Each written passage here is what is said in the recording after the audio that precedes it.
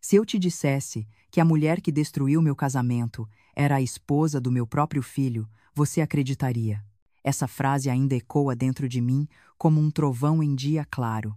Quando a verdade chegou, ela não bateu à porta. Ela simplesmente invadiu minha casa, como um vento frio atravessando as frestas do passado que eu acreditava estar trancado para sempre. Durante anos, vivi acreditando que conhecia o amor, a lealdade e o que significava ser uma família.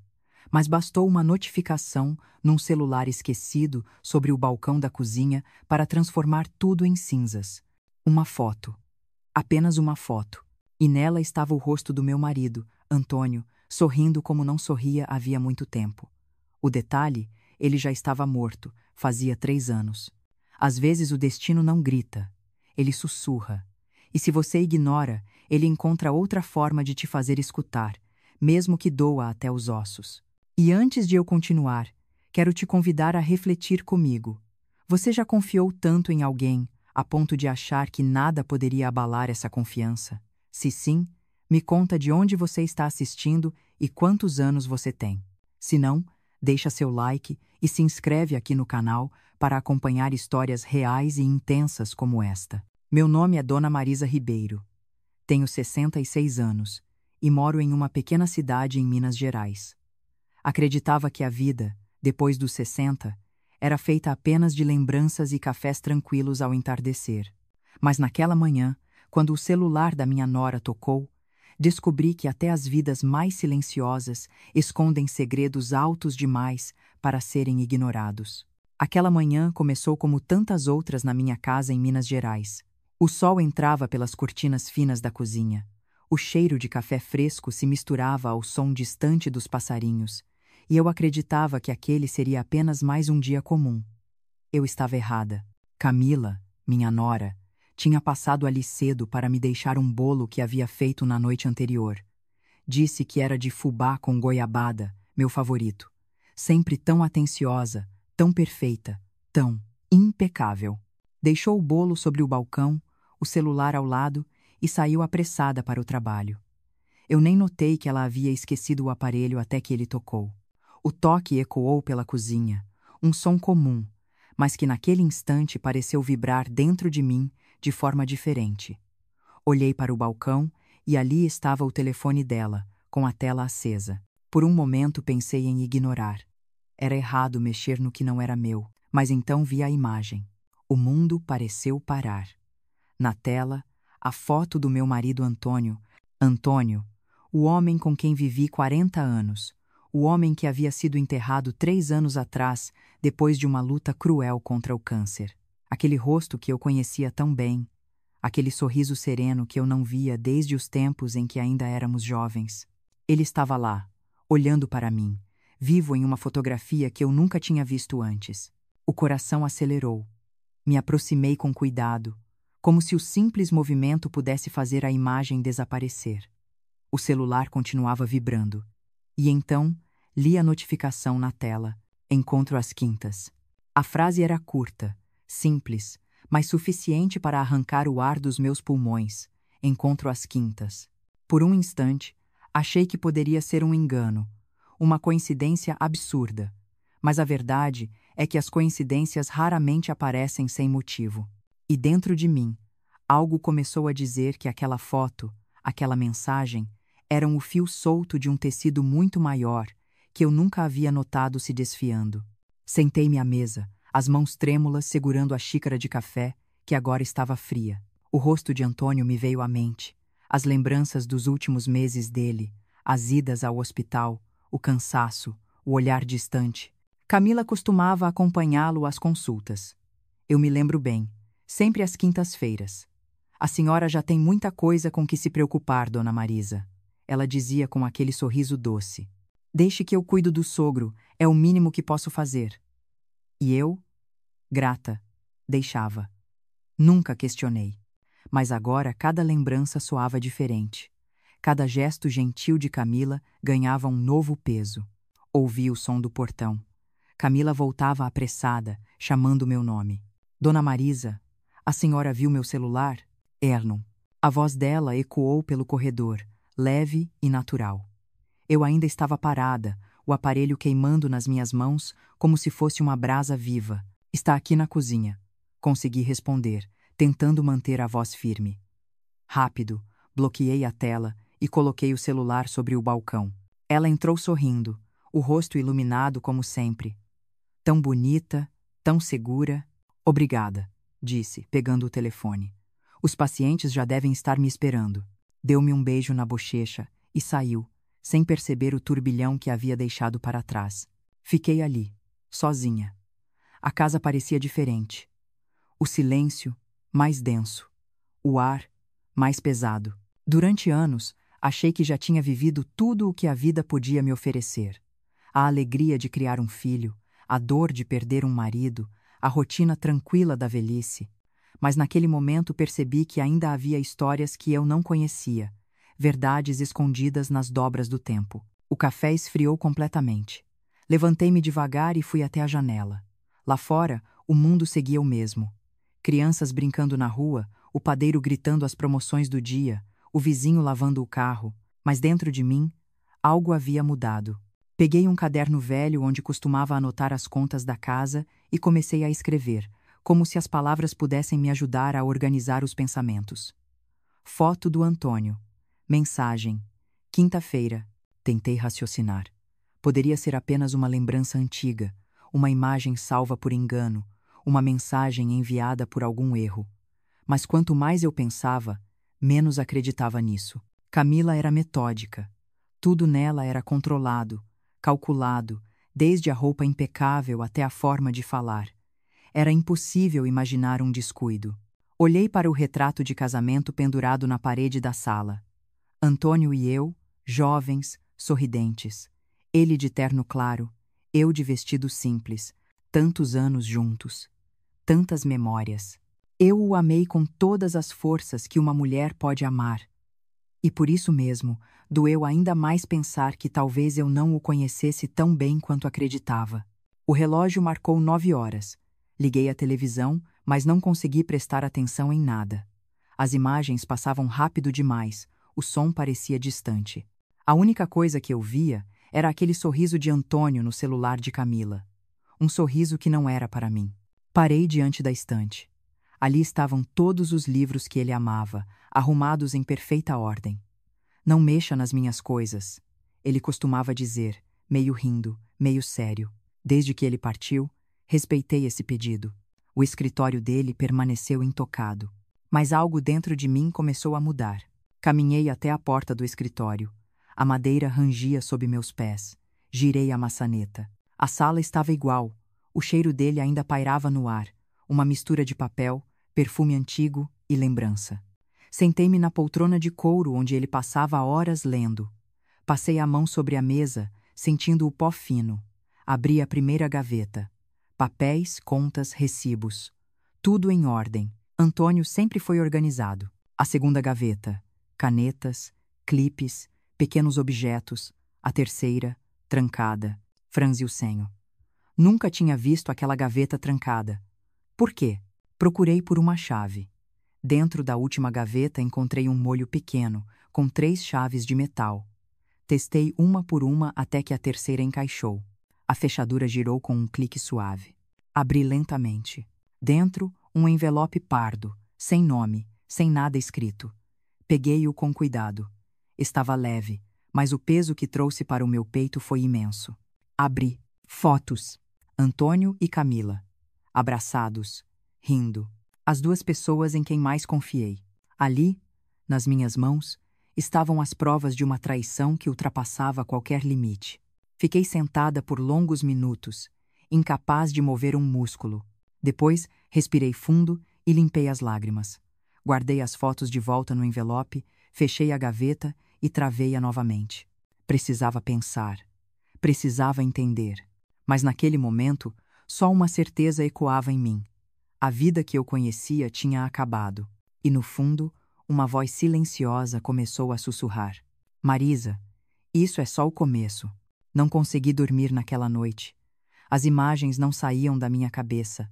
As fotos, o sorriso de Antônio, o rosto de Camila, o chalé com a placa Nosso Refúgio, Tudo girava dentro de mim como um pesadelo do qual eu não conseguia acordar. O relógio marcava 3 da manhã quando me levantei e acendi a luz da cozinha. A casa estava em silêncio, mas o meu coração não. Peguei o envelope novamente e espalhei as fotos sobre a mesa. Olhei cada uma delas com mais atenção. Em algumas, Antônio parecia mais saudável do que estava nos últimos meses. Em outras, Camila o abraçava com uma intimidade impossível de confundir. No fundo do envelope, percebi algo que não tinha notado antes. Uma pequena chave amarrada a um pedaço de papel dobrado. Abri com cuidado. Eram coordenadas. Um endereço nas montanhas de Campos do Jordão. O chalé existia. Passei as horas seguintes sentada, sem conseguir decidir o que fazer. A razão dizia para eu ignorar, fingir que nada daquilo existia. Mas o coração gritava por respostas. E quando o sol começou a nascer, eu já tinha decidido. Eu iria até lá. Arrumei uma pequena bolsa, peguei as chaves do carro e o envelope. Antes de sair, olhei para o espelho do corredor. Uma mulher cansada me encarava de volta. Os cabelos grisalhos, os olhos inchados. Era difícil acreditar que ainda restava força em mim, mas havia. E era movida por algo que eu não sentia há muito tempo: determinação. A estrada até Campos do Jordão parecia interminável. O rádio tocava baixo, mas eu mal ouvia. As árvores passavam rápido pela janela, e a cada curva eu me perguntava o que encontraria lá. Por que ele teria um refúgio escondido? Por que com ela? E o mais doloroso de tudo, por que nunca me contou? Quando finalmente cheguei ao endereço, o GPS anunciou o destino com uma voz mecânica e indiferente. Diante de mim, um chalé de madeira cercado por pinheiros altos. Era bonito, mas havia algo de perturbador naquela beleza. Parecia um lugar que guardava lembranças demais. Estacionei o carro e fiquei parada por alguns minutos. O vento soprava frio, carregando o cheiro úmido das folhas. Desci e caminhei até a porta. A chave encaixou perfeitamente. Por um segundo, pensei em desistir. Mas não cheguei até ali para recuar. A porta se abriu com um estalo suave. O ar lá dentro era leve, com cheiro de madeira e perfume. Perfume dela, o interior estava impecável. Móveis limpos, lareira arrumada, flores frescas em um vaso sobre a mesa. Alguém cuidava daquele lugar. Passei os olhos pelas paredes. E lá estavam elas. As fotos. Antônio e Camila, emoldurados como um casal. Em uma delas, ele segurava a mesma camisa azul das fotos que encontrei em casa. Em outra, ela sorria, abraçando-o de costas. Meu corpo inteiro tremia. Caminhei até o quarto. A cama estava feita com uma colcha que reconheci imediatamente. Era idêntica à que Camila me dera de presente 2 natais atrás. Comprei uma igual para mim, ela havia dito. Agora eu sabia o que queria dizer com isso. Senti o chão balançar sob meus pés. Sentei-me na beira da cama e chorei em silêncio. Não eram apenas fotos. Não eram apenas suspeitas. Era real. Depois de alguns minutos, respirei fundo e levantei. Precisava entender o porquê. Na mesa de cabeceira, havia uma pasta de documentos. Dentro, encontrei papéis da propriedade. O chalé estava registrado no nome de Camila Duarte, data de compra, 3 anos antes da morte de Antônio. Ao lado, um extrato bancário, uma conta que eu nunca tinha visto. E entre os papéis, uma apólice de seguro de vida, no valor de R$ 1 milhão, com Camila como única beneficiária. As mãos começaram a suar. Tudo se encaixava. O caso extraconjugal, o chalé secreto, o seguro. Mas havia algo a mais, algo mais sombrio. Durante o tratamento de Antônio, Camila fazia questão de levá-lo sozinha às consultas. Eu sempre achei que fosse por cuidado. Agora percebia que talvez fosse para garantir que ninguém descobrisse o que ela realmente estava fazendo. Meu corpo inteiro se arrepiou. Saí da casa para respirar.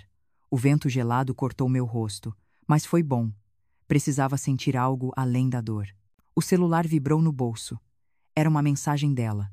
Vou me atrasar hoje, Dona Marisa. Tenho uma reunião depois do expediente. Não me espere para o chá. O mesmo tom doce e cortês de sempre.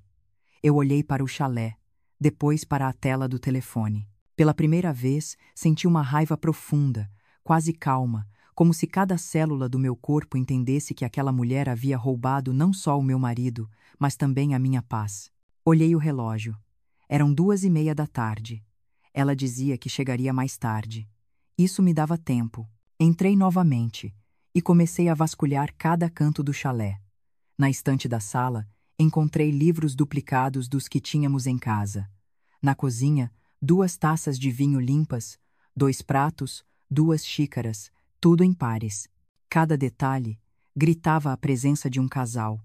No armário, roupas de Antônio. E também roupas de outro homem. Camisas grandes demais para ele. Meu coração disparou. Será que Camila continuava a usar aquele lugar com alguém novo? Ouvi um barulho vindo de fora e congelei. Por um segundo achei que fosse ela. Esperei. Nada. Mas o medo me fez perceber que não estava apenas investigando um caso de traição. Talvez houvesse algo muito mais perigoso. Peguei o envelope com as provas e o coloquei na bolsa. Tirei algumas fotos do interior do chalé com meu celular, registrando tudo. Enquanto dirigia de volta para casa, as lágrimas voltaram. Eu não sabia se chorava por raiva, tristeza ou vergonha.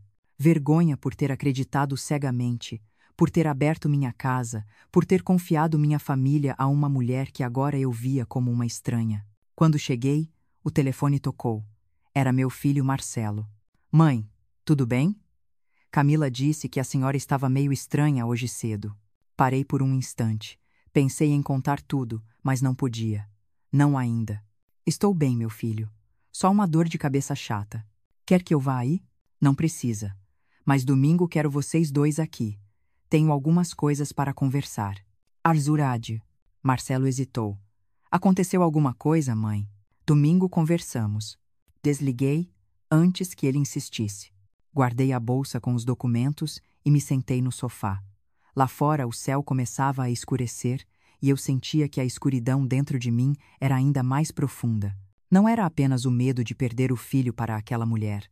Era a sensação de que algo terrível havia acontecido com Antônio e que eu, sem saber, tinha ajudado a esconder. Olhei novamente para o retrato do nosso casamento na parede. Por um momento, desejei poder apagar tudo e começar do zero. Mas a vida não permite recomeços fáceis. O que me restava era descobrir toda a verdade. E antes de te contar o que encontrei quando voltei àquele chalé na semana seguinte, quero te perguntar algo. Você já teve a sensação de que alguém muito próximo estava escondendo algo de você? Que aquele sorriso gentil poderia ser uma máscara? Se sim, comenta aí nos comentários de onde você está assistindo e quantos anos você tem. Quero saber se você também já sentiu esse frio na alma que eu senti. E se nunca passou por isso, deixa seu like e se inscreve no canal, porque o que vem a seguir vai te deixar sem palavras. Naquela noite, antes de dormir, peguei novamente a chave do chalé.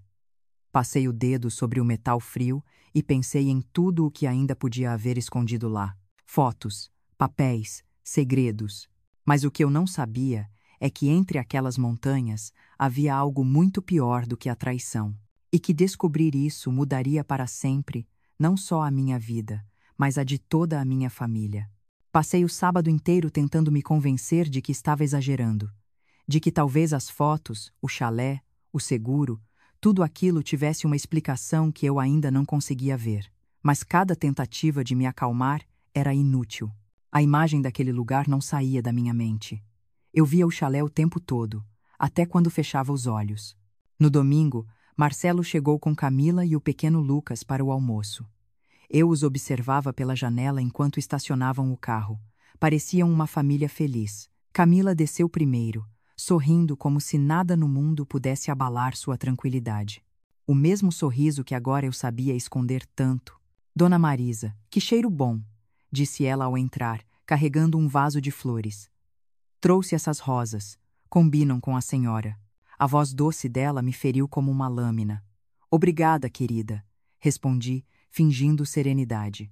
Marcelo abraçou-me com carinho. Mãe, que saudade! Está tudo bem mesmo? Você andou diferente essa semana. Tudo bem, meu filho. Sorri. Mas precisamos conversar depois do almoço, só nós dois. Durante a refeição, Camila falava sobre o trabalho, os pacientes, as mudanças na clínica. Tudo parecia normal, mas eu via detalhes que antes passavam despercebidos. O jeito como ela desviava o olhar quando eu mencionava Antônio, ou como evitava falar das quintas-feiras, o dia em que dizia fazer plantão. Lucas, sem entender nada, falava animado sobre a escola e eu me esforçava para sorrir. Mas dentro de mim, o coração pesava. Quando terminamos, pedi a Marcelo para me ajudar na cozinha, deixando Camila na sala com o neto. Ele percebeu na hora que havia algo errado. Mãe, o que está acontecendo? Respirei fundo. Preciso te mostrar uma coisa, mas você tem que prometer que vai manter a calma. Contei tudo. A foto no celular, o chalé, o seguro. Mostrei o envelope com as cópias das fotos que tirei no local. Marcelo ficou em silêncio por um tempo que pareceu infinito. Isso é alguma brincadeira? Isso não pode ser verdade. Eu também queria acreditar nisso, meu filho. Ele olhou para mim com um misto de choque e negação. A Camila não seria capaz de algo assim. Ela cuidou do pai, acompanhou ele em tudo. Exatamente, Marcelo. Ela o acompanhava sozinha. Você nunca achou estranho? Ele passou as mãos pelo rosto, perturbado. Não, eu confiava nela. E ainda confia? Perguntei suavemente. O silêncio respondeu por ele.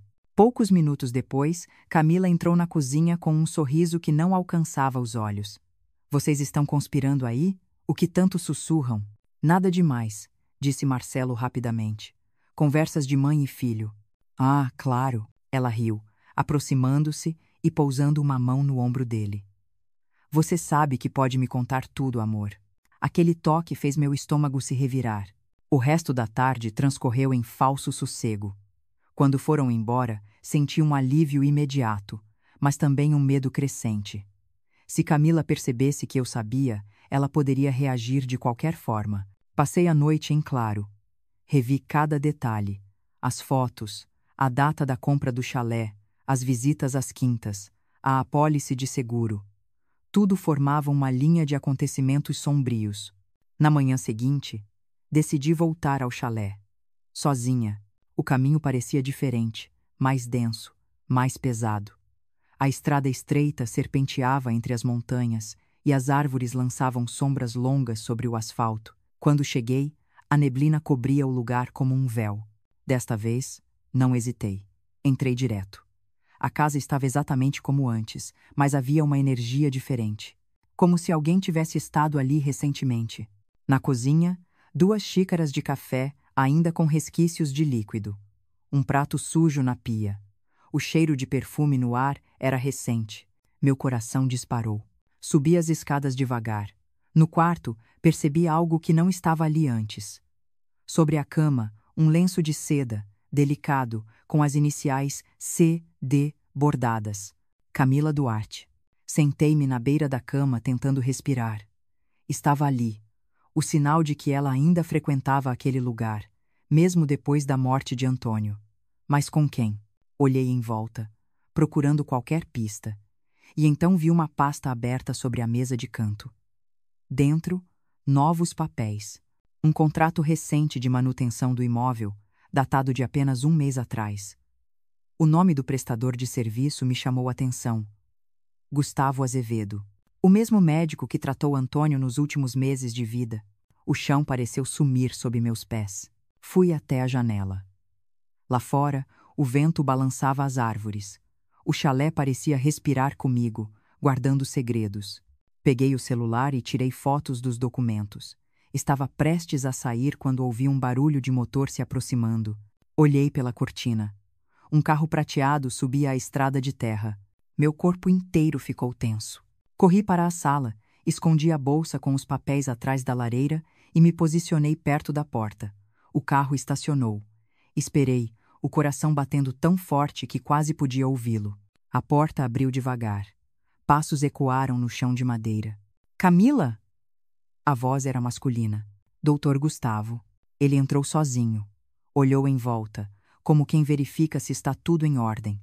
Eu o observei em silêncio, sem coragem de me revelar.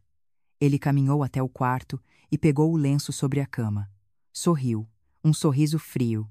Meu estômago se revirou. Esperei até ele sair, e entrei novamente no quarto. Onde antes havia medo, agora havia fúria.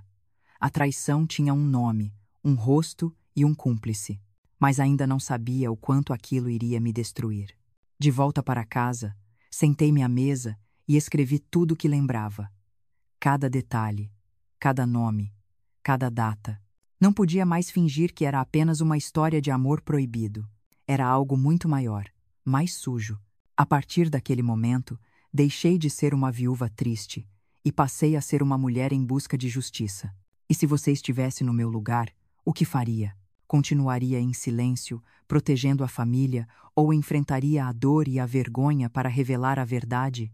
Se você também acredita que algumas verdades precisam ser ditas, comenta de onde você está assistindo e quantos anos você tem.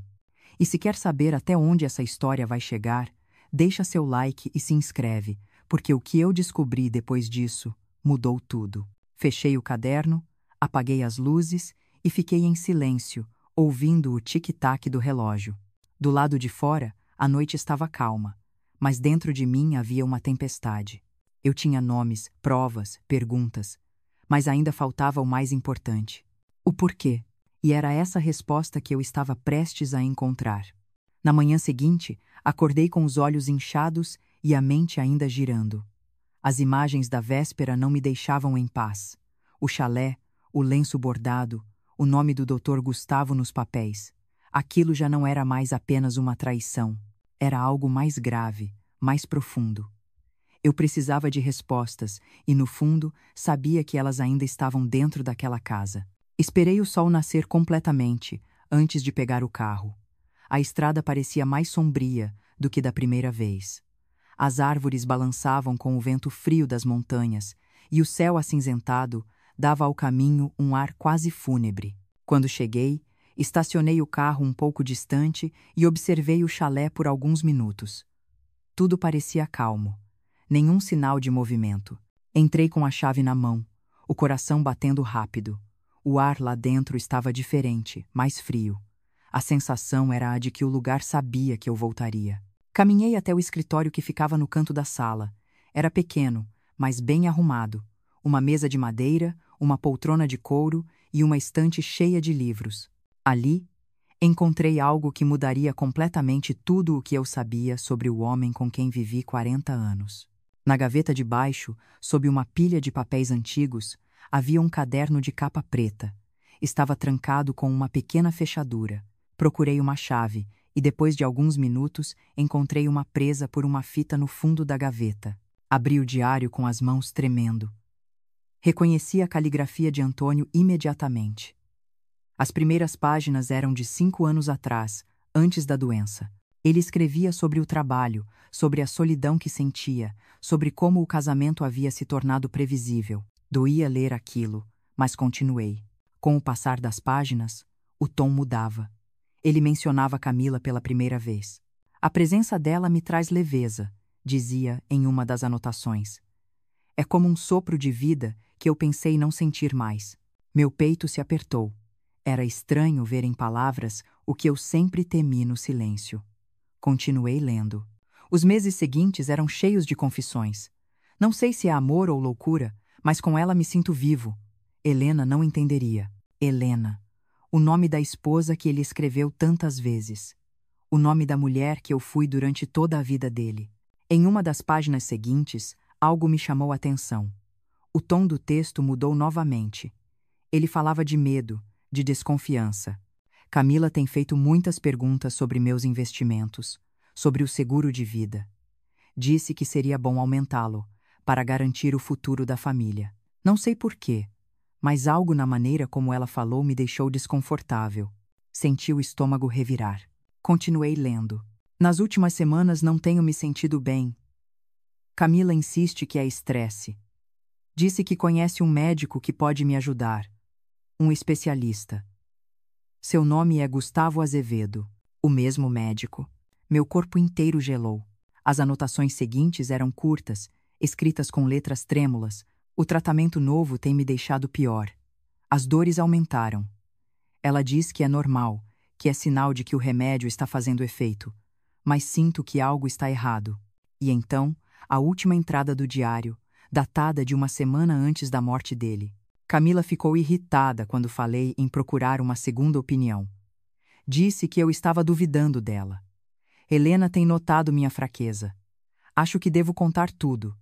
Talvez ela precise saber o que está acontecendo. A frase terminava abruptamente, sem ponto final. As lágrimas caíam sobre as páginas. Era como se o próprio diário gritasse a verdade que ninguém quis ouvir. Antônio estava tentando me avisar. Sentei-me na poltrona, tentando processar tudo. Cada palavra que ele escreveu agora parecia um pedido de socorro, e eu não ouvi. Eu não vi. Levantei, olhei ao redor. O chalé de repente parecia um túmulo de segredos, de amor e de culpa. Peguei o diário, guardei na bolsa e saí o mais rápido que pude. O vento frio cortava meu rosto enquanto eu dirigia de volta. Em casa, coloquei o diário sobre a mesa e fiquei olhando para ele por longos minutos. Sabia que aquilo era a prova que faltava, mas também sabia que ninguém acreditaria em mim sem evidências médicas. Pensei em Marcelo. Ele trabalhava no hospital, tinha acesso aos arquivos antigos do pai. Peguei o telefone. Filho, preciso que você me faça um favor, disse quando ele atendeu. Preciso que consiga os prontuários do seu pai.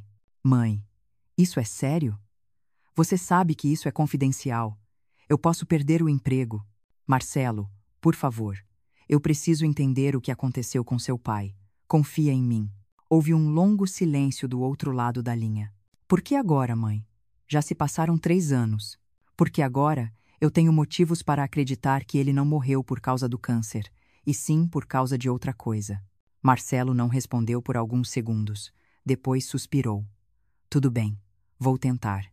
Desliguei o telefone e senti o peso da decisão que tinha acabado de tomar. A partir daquele momento, não havia mais volta. No fim da tarde, recebi uma mensagem dele. Consegui o acesso. Mas o sistema está protegido. Preciso fazer isso do computador do hospital. Então faça, mas com cuidado. Ninguém pode saber.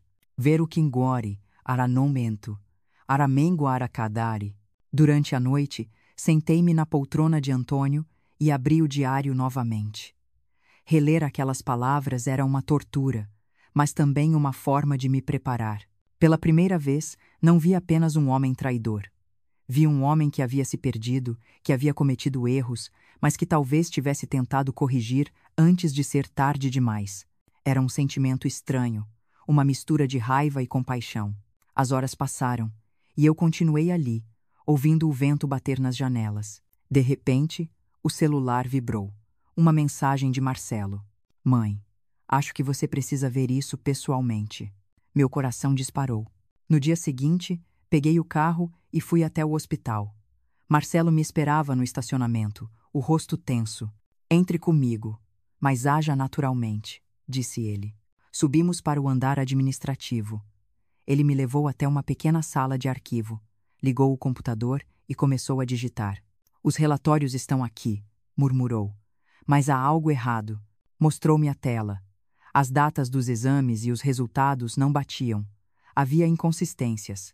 Medicamentos que nunca tinham sido prescritos oficialmente apareciam nas anotações médicas. Esses remédios não são para o tipo de câncer que o pai tinha, explicou Marcelo, surpreso. E olha isso. As dosagens são absurdamente altas. O sangue gelou nas minhas veias. Quem assinou as prescrições? Perguntei. Marcelo rolou a tela. O nome apareceu em letras frias e objetivas. Dr. Gustavo Azevedo. Por um momento, o silêncio entre nós foi absoluto. Meu Deus, sussurrou Marcelo. Isso é crime. Sim, filho. E eu acho que sua esposa está envolvida. Ele me olhou como se o chão tivesse desaparecido. Camila? Mãe, isso é sério demais. Você tem certeza? Eu tenho provas. Tenho o diário, as fotos, o chalé e agora isso. Tudo aponta para ela. Marcelo se levantou, andou de um lado para o outro. Eu preciso pensar. Preciso entender o que fazer.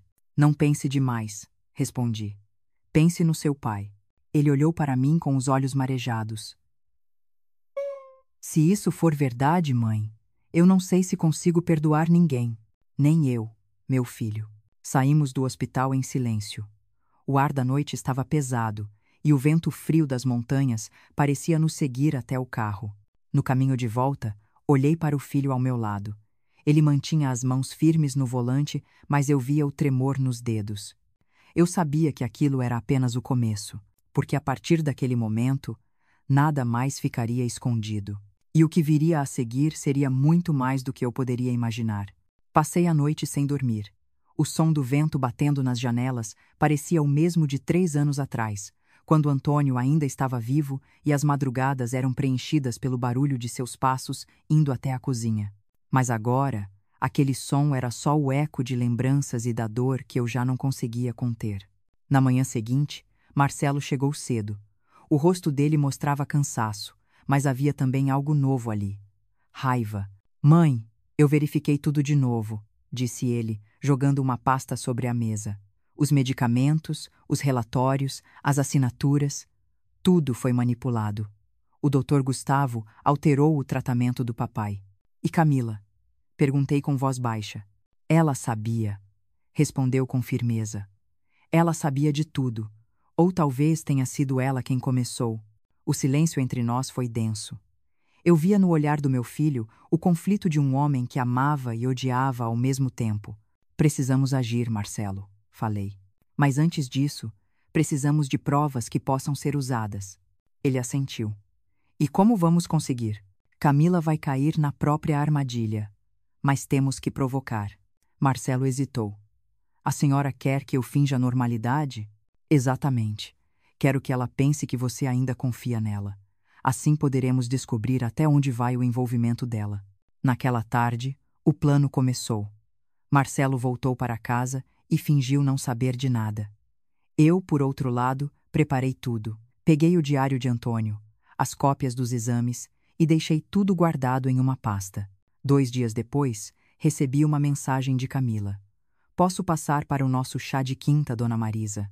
O mesmo tom gentil de sempre. Respondi. Claro, querida. Vai ser bom conversar. Na quinta-feira, o céu estava encoberto, o ar pesado. Preparei a mesa com calma. Quando ela chegou, usava um vestido claro e o mesmo perfume que eu havia sentido no chalé. Como vai, Dona Marisa? Perguntou sorrindo. Bem, querida. E você? Cansada, mas feliz. Marcelo anda meio estranho, mas acho que é o trabalho. Ele se cobra demais. Pode ser. Servi o chá. Sabe, Camila, ultimamente tenho pensado muito em Antônio. Ela parou por um instante, mas logo retomou o sorriso. É natural. Ele faz falta para todos nós. Principalmente para você, não é? O olhar dela vacilou, mas se recuperou rapidamente. Claro, ele era como um pai para mim. As palavras saíram com doçura ensaiada, mas eu já conhecia o gosto do veneno escondido nelas. Continuei. Você lembra das quintas-feiras, quando o levava às consultas? Lembro, sim. E o Dr. Gustavo? Continua em contato com ele? Ela piscou, surpresa pela pergunta. De vez em quando, nos cruzamos em congressos. Por quê? Curiosidade. Sorri, como se nada fosse, mas eu vi. Nos olhos dela, um lampejo de medo. Quando ela foi embora, senti o corpo inteiro tremer. Eu sabia que ela desconfiava, e quando um culpado desconfia, ele age. Naquela noite, Marcelo me ligou. Mãe, ela está estranha. Ficou mexendo no meu computador quando achou que eu não estava vendo. É agora, filho, respondi. Chegou a hora de acabar com isso. Marcelo e eu combinamos tudo. No domingo, a chamaríamos para almoçar novamente. E dessa vez, eu teria o diário à vista. O domingo chegou. O cheiro de comida caseira se espalhava pela casa, mas eu mal sentia fome.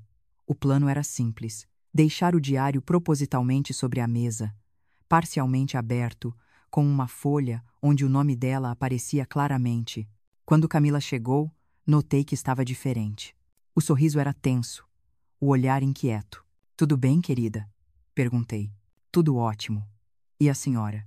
Bem, só um pouco nostálgica hoje. Estava relendo umas lembranças do Antônio. Apontei discretamente para o diário. Os olhos dela pousaram sobre ele. O tempo pareceu parar.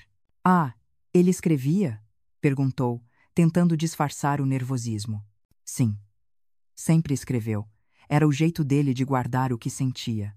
Marcelo entrou na sala naquele momento. O almoço está pronto. Comemos em silêncio. O clima era tenso, quase sufocante. Eu via Camila se remexendo na cadeira, tentando fingir tranquilidade. Depois do almoço, ela se levantou e foi até a sala. Fingiu observar os quadros, mas eu sabia o que ela procurava. O diário. Fiquei na cozinha observando de longe. Ela se aproximou da mesa e abriu o caderno com cuidado, como quem teme o que vai encontrar. Seus olhos correram pelas linhas. O rosto dela empalideceu. Tudo bem, Camila? Perguntei, surgindo atrás dela. Ela se virou assustada, a voz trêmula. Eu. Estava só curiosa. Claro que estava. Cruzei os braços. Curiosa para saber o quanto sabemos. Ela tentou sorrir. Não entendo o que quer dizer. Entende, sim. E eu também entendo agora. O que você fez com o meu marido, o que está fazendo com o meu filho. O silêncio que se seguiu foi mortal. Marcelo entrou na sala, o rosto sério. Camila, senta. Precisamos conversar. Sobre o quê? Sobre o Dr. Gustavo. E sobre o chalé em Campos do Jordão. Ela congelou. Os olhos dela se encheram de lágrimas, mas não de tristeza, de medo. Vocês não têm prova de nada, disse, tentando se recompor. Temos mais do que imagina, respondi. O diário de Antônio, os documentos, as prescrições falsas. E o mais importante, a sua própria reação. Eide. Ela respirou fundo e levantou-se. Isso é uma loucura. Vocês estão me acusando sem motivo. Marcelo a encarou, firme. Você matou o meu pai? A pergunta caiu no ar como um trovão. Camila hesitou. Eu o amava, Marcelo. Você não entende. Amava tanto que o envenenou? Ela deu um passo para trás. Não foi assim, gritou. Ele estava doente, sofrendo. O Dr. Gustavo disse que era o melhor para ele. Eu só queria ajudar. Ajuda não mata, Camila, respondi. O silêncio voltou, pesado, quebrado apenas pelo som distante da chuva que começava a cair. De repente, o celular de Marcelo vibrou. Ele olhou a tela e franziu o senho. É ele. Dr. Gustavo. Camila empalideceu. Não atende. Por que não? Perguntei. Porque ele. Ele vai saber. Marcelo atendeu, colocando no viva voz. Marcelo, precisamos conversar. Sua esposa me ligou mais cedo e está preocupada. É sobre o caso do seu pai. Acho melhor todos se encontrarem pessoalmente. Camila balançava a cabeça em desespero. Não vai, Marcelo, por favor. Mas ele já havia decidido. Tudo bem, doutor. Onde? Campos do Jordão. Respondeu a voz do outro lado. No chalé. Hoje à noite. Quando a ligação terminou, o silêncio dominou a sala. Camila começou a chorar. Vocês não entendem. Ele não vai deixar barato. Ele tem tudo. Ele controla tudo. Então é hora de ele perder esse controle, disse eu. Marcelo me olhou. Vamos? Vamos. Camila, desesperada, tentou impedir. Não façam isso. Vocês não sabem com quem estão lidando. Eu sei muito bem, respondi. Com os assassinos do meu marido. O relógio marcava 6 da tarde quando saímos. A chuva engrossava e a estrada parecia mais perigosa do que nunca. No banco de trás, Camila chorava em silêncio. À frente, Marcelo dirigia em silêncio, a mandíbula travada. E eu, observando o horizonte escuro à nossa frente, sabia que aquele encontro definiria tudo. Mas o que eu não imaginava é que naquela noite a verdade se tornaria ainda mais cruel do que eu esperava. A chuva engrossava quando chegamos a Campos do Jordão. O céu parecia pesado demais, como se soubesse o que estava prestes a acontecer. O som dos pneus sobre a estrada molhada misturava-se ao silêncio tenso dentro do carro. Camila, no banco de trás, mantinha o olhar perdido, o rosto pálido, as mãos trêmulas. Marcelo dirigia em silêncio, os olhos fixos na estrada. Eu observava os dois pelo retrovisor e sentia o peso das décadas sobre meus ombros.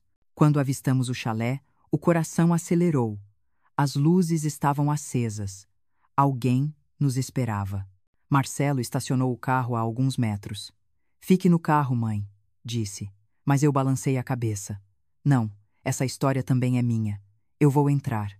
Descemos juntos. A chuva batia forte, o vento cortava o rosto, mas nada me faria voltar atrás. Dr. Gustavo abriu a porta antes mesmo que batêssemos. Usava uma expressão neutra, o tipo de calma que só existe em quem já perdeu a consciência do certo e do errado. Marcelo, Dona Marisa. Que surpresa, disse com um sorriso contido. Entrem, por favor. Estava-os esperando. Entramos. O chalé estava quente, a lareira acesa. As mesmas fotos de sempre ainda decoravam as paredes, mas agora o lugar parecia menor, sufocante. Camila hesitou na porta. Gustavo olhou para ela e o sorriso se desfez. Você trouxe eles aqui? Eu não tive escolha, respondeu ela, a voz falhando. Claro que teve, respondeu ele. Você sempre teve escolha. Chega, interrompi. O que vocês fizeram com meu marido? O médico respirou fundo, ajeitou os óculos e sentou-se em uma das poltronas. Dona Marisa, sinto muito pelo que aconteceu com Antônio, mas garanto que nada foi intencional. Intencional? Repeti, indignada. Vocês manipularam o tratamento dele. As doses, os exames. Tenho as provas. O senhor assinou tudo. Gustavo olhou para Marcelo. Você mostrou a ela os relatórios? Eu os li com meus próprios olhos, respondeu meu filho. E sei que não foram erros. Foram decisões. O médico desviou o olhar. Camila me procurou primeiro, disse depois de um longo silêncio. Ela disse que Antônio estava cansado, que não queria mais sofrer. Eu só quis ajudar. Camila explodiu. Mentira! Foi você quem sugeriu o novo tratamento. Disse que seria mais rápido, mais indolor. Eu só fiz o que você mandou. Mandar? Ele riu, amargo. Você queria o dinheiro, Camila. O seguro de vida. Foi tudo ideia sua. As palavras ecoaram como trovões dentro do chalé. Dinheiro? Perguntei. Então era isso? Mataram Antônio por dinheiro? Camila chorava. Não foi assim. Eu o amava, Dona Marisa. O amava de verdade. Amor não mata, respondi com firmeza. Amor cuida, protege. O que você fez foi destruir. Marcelo interveio tentando manter o controle. Chega. Quero ouvir toda a verdade agora. Do início. Gustavo se recostou na poltrona, a voz fria. Foi simples. Antônio confiava demais. Eu ajustei as prescrições. Camila aplicava as doses. Ele enfraqueceu rápido. Quando morreu, tudo parecia natural. Ninguém suspeitou. Camila balançava a cabeça, em prantos. Eu não sabia que ele morreria tão rápido. Gustavo prometeu que seria pacífico, que ele só dormiria. E depois? Perguntei. O que aconteceu com o dinheiro? Silêncio. Marcelo se levantou, aproximando-se de Camila. Fala. Ela respirou fundo. O seguro foi dividido. Metade foi para mim, metade para outra pessoa. Quem? Perguntei. Camila hesitou. Patrícia, minha prima. O nome pairou no ar como uma sentença. Patrícia Duarte? Perguntei. Aquela que quase nunca aparecia nas festas de família? Ela sabia de tudo, continuou Camila. Foi ela quem me apresentou Gustavo. Disse que conhecia gente no hospital, que poderia facilitar as coisas. Depois que Antônio morreu, ela exigiu a metade do dinheiro. Disse que me denunciaria se eu não pagasse. Marcelo se jogou na cadeira, atônito. Meu Deus, isso é uma rede de crimes, extorsão, assassinato, fraude médica. Por isso eu não disse nada, chorou Camila. Eu tinha medo dela, e de Gustavo também. Medo agora não adianta, respondi. Antônio está morto, e você ainda viveu com meu filho como se nada tivesse acontecido. Ela abaixou a cabeça. Gustavo, no entanto, parecia calmo demais. Vocês não têm provas suficientes. A palavra de uma mulher desesperada não vale muito. Eu sou médico, respeitado. Respeitado? Gritei. Um assassino não merece respeito. Arferese. Marcelo pegou o celular e mostrou a câmera. Tudo está sendo gravado, doutor. Cada palavra. Pela primeira vez, Gustavo empalideceu. Camila o encarou. Acabou, Gustavo. Ele se levantou, furioso. Você vai se arrepender, Camila. Eu te avisei para não se meter com eles. Patrícia não vai deixar barato. Patrícia? Perguntei. O que mais essa mulher tem a ver com isso? O médico hesitou. Mais do que você imagina. Foi ela quem me convenceu a entrar nessa. Disse que era uma oportunidade, que Antônio já estava condenado, que ninguém sentiria falta. A raiva me subiu como uma chama. E vocês acreditaram? Vocês tiraram a vida de um homem bom por ganância. Camila soluçava. Eu não queria. Juro. Mas fez. Respondi. Marcelo aproximou-se da mãe e colocou a mão no meu ombro. Vamos, mãe. Já temos o que precisamos. Gustavo tentou impedir. Vocês não vão sair daqui com nada. Even Jesses no forta. Vai nos impedir? Perguntei. Vai me matar também? Ele parou, tenso, mas não respondeu. Marcelo pegou a pasta e o diário, guardou no casaco e me puxou pela mão. Vamos, mãe. Camila oscilava entre o medo e o desespero. Eu vou com vocês. Eu conto tudo à polícia. Só não me deixem aqui. Você vai contar tudo? Sim, respondi. Mas diante da justiça. Quando saímos, a chuva já tinha diminuído, mas o vento ainda soprava forte. O caminho de volta parecia interminável. No banco de trás, Camila chorava baixinho. Marcelo dirigia com o olhar fixo, e eu, exausta, segurava o diário com força, como se ele fosse o último pedaço de verdade que ainda restava.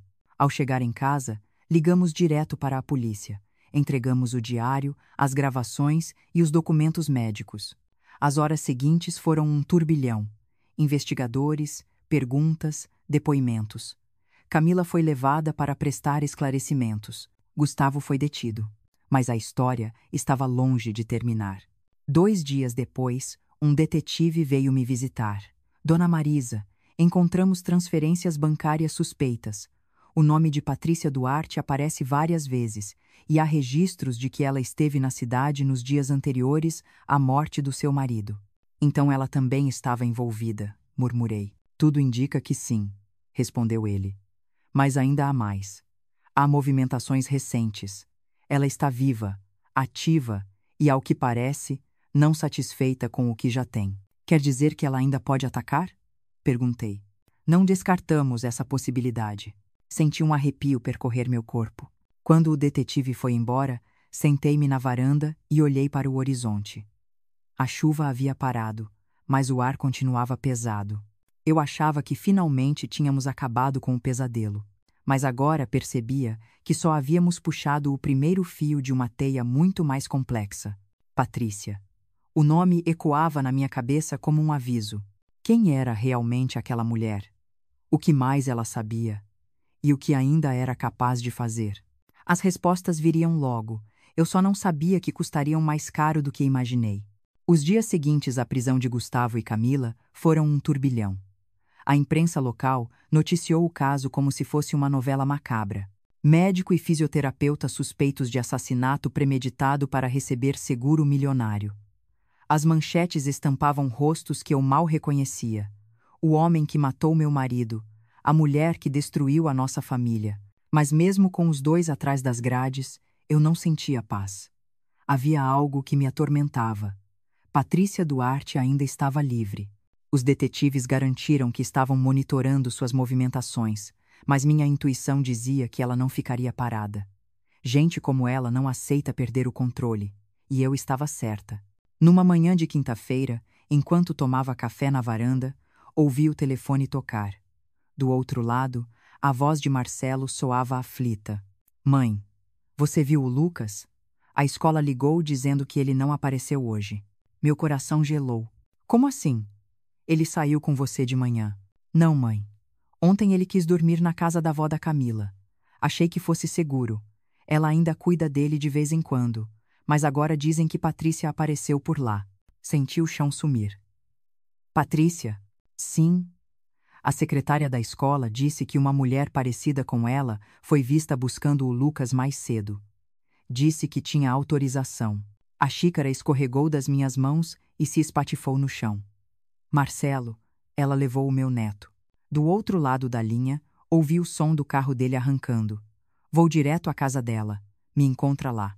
Peguei a bolsa e saí apressada. O medo me guiava. Cada segundo parecia uma eternidade. Quando cheguei, A casa da mãe de Camila estava vazia, a porta entreaberta. Um brinquedo de Lucas estava no chão da sala. Meu Deus! Sussurrei. Marcelo chegou logo em seguida. O rosto dele era o retrato do desespero. Não estão aqui. Ninguém sabe para onde ela foi. Enquanto tentávamos entender o que fazer, o telefone de Marcelo vibrou.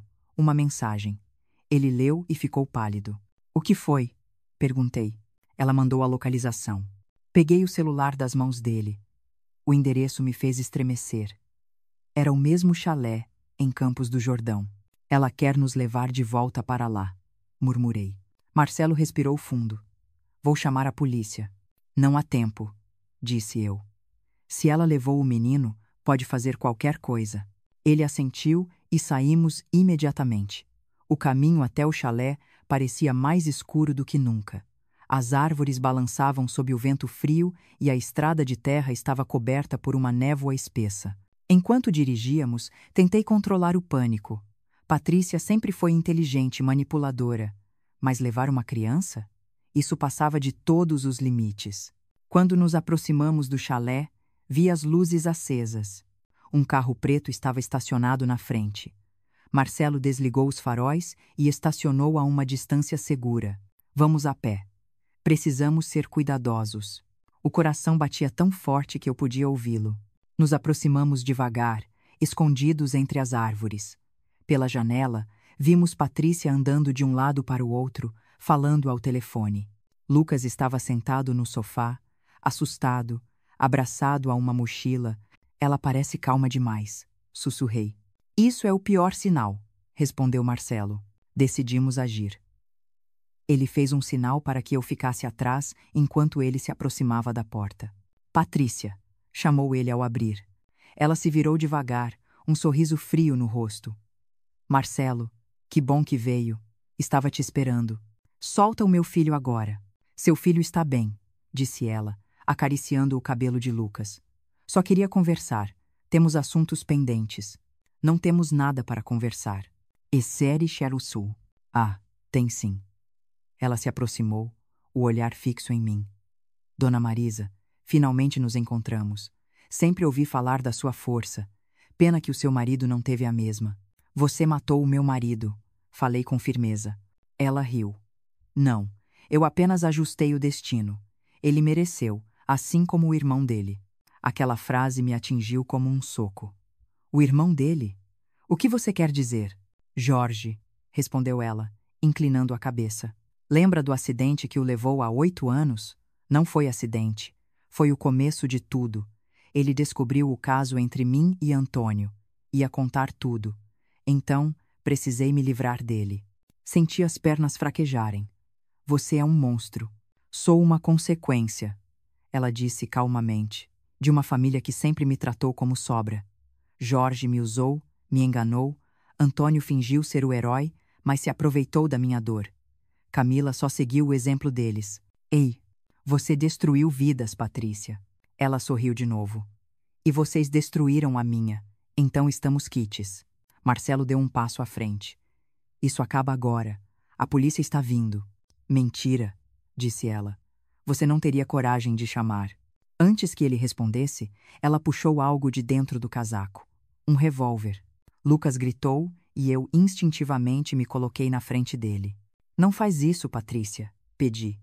Não com uma criança aqui. Ela hesitou por um segundo, mas a raiva era maior. Você não entende. Vocês tiraram tudo de mim. Marcelo levantou as mãos. Patrícia, olhe para mim. Se você atirar, não vai conseguir sair daqui viva. Pense no que está fazendo. O barulho da chuva aumentou lá fora. A tensão era insuportável. Você acha que eu tenho medo de morrer? Perguntou ela. Eu já morri há muito tempo. Nesse momento, ouvi sirenes ao longe. A polícia, ela olhou pela janela, nervosa. Malditos. Vocês chamaram mesmo. Acabou, disse Marcelo. Mas antes que pudéssemos reagir, ela agarrou Lucas e o usou como escudo. Se aproximarem, eu atiro. Meu coração parou. Por favor. Ele é só uma criança, supliquei. Ela me olhou com desprezo. Uma criança inocente em uma família podre. Não há inocência aqui. O som das sirenes ficou mais próximo. Luzes azuis começaram a piscar do lado de fora. "Larga ele, Patrícia!" gritou um policial pela porta. Ela respirou fundo. "Talvez vocês tenham vencido essa, mas ainda não acabou." Empurrou Lucas em minha direção, e antes que alguém pudesse detê-la, correu para os fundos do chalé. O som de um tiro ecoou na noite.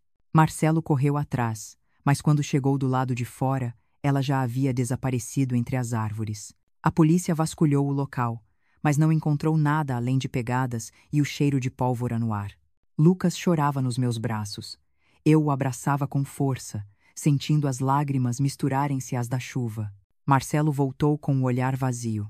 Ela sumiu. Eu o encarei, exausta. "Ela vai voltar." Ele assentiu lentamente. "E quando voltar, não vai errar o alvo." Olhei para o horizonte escuro das montanhas e senti o frio percorrer meu corpo. A noite havia terminado, mas a guerra estava longe de acabar. E o que viria a seguir seria ainda mais doloroso. Foram necessários meses até que eu conseguisse dormir uma noite inteira, sem acordar assustada com o barulho da chuva. Campos do Jordão nunca mais seria o mesmo na minha memória. Às vezes, quando o vento soprava forte e o som das folhas batendo se confundia com o eco distante de um tiro, meu corpo ainda tremia. Patrícia desapareceu naquela noite. A polícia vasculhou a floresta por dias, mas não encontrou nada além de pegadas e um lenço encharcado de sangue. Alguns acreditavam que ela tinha se matado, outros diziam que fugira para outro país. Eu não sabia no que acreditar. Só sabia que o mal não some facilmente. Ele se transforma, muda de forma e espera o momento certo para voltar. Marcelo tentou retomar a rotina no hospital, mas carregava no olhar um cansaço que ia além do físico. Lucas, por sua vez, ficou em silêncio por semanas. Ele tinha pesadelos. Gritava no meio da noite chamando pelo avô. Cada grito dele era uma punhalada no meu peito. Com o tempo, começamos uma nova fase. Camila, na prisão, aceitou colaborar com as investigações. Contou em detalhes como Patrícia havia planejado tudo, desde o início, e confirmou o envolvimento de Gustavo. O julgamento demorou quase 1 ano. Gustavo foi condenado a 20 anos de prisão. Camila, a 25. Patrícia, ausente, foi declarada foragida internacional. Nada disso me trouxe alegria. Justiça não é o mesmo que paz, mas foi o suficiente para eu voltar a respirar. Os meses seguintes foram dedicados à reconstrução. O chalé foi apreendido e colocado à venda. Eu nunca mais quis voltar lá. Só de pensar naquele lugar, sentia um nó na garganta. Marcelo se mudou com Lucas para mais perto de mim. Aos poucos, o menino voltou a sorrir. Às vezes, ele me olhava e dizia: "Vovó, o vovô ainda cuida da gente, né?"